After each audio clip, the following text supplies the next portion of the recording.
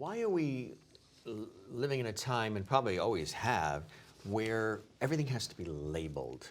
Because labels really do play havoc with how we value ourselves, our self-worth, our confidence, our resilience, our self-exploration.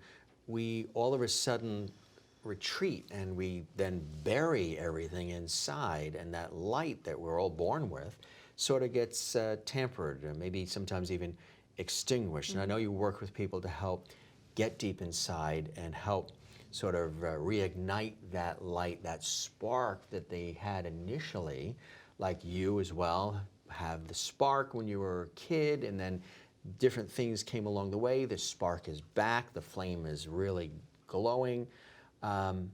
Why these labels? Why do we always have to size things up, box it up, and label it?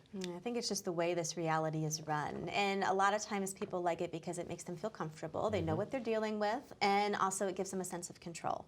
If I can label you, I know where you're coming from, I hold you to that, I know how to interact with you, I can expect what's coming next. It gives you a false sense of safety almost. So when you come out of a label, it can throw a lot of people and ruffle some feathers. But I think it's fascinating to look at, like, even the medical diagnosis. They're there to give information and to help guide the professionals. They're not there as a life sentence. Right. And for me, at age 14, sitting on the psychiatrist's sofa, getting the diagnosis, and having him go through the litany of issues that I will always have. To deal with, right? Always. I went, wow, this is a life sentence. This is a role that will never go away. And at 14, that's scary. Well, and at any age it is, but a 14-year-old, like what? Well, in my little 14-year-old mind, the only thing that really went through was, well, who would ever want to marry me? And to a 14-year-old, that was kind of like my reference point for life. I'm is no you're supposed longer to lovable, attractive, all these things come into play. It's got to be very difficult, yeah. So like, I think that's the bigger thing with the labels that I talk a lot about, is the fact that they are just there for guidance. They're not there as a definition of self.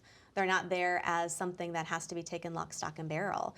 And it's also not a life sentence. You can go beyond it, even if you keep a label. Mine got overturned, yours doesn't have to. Right. There's a way just to not have it be the big pink elephant in the room anymore.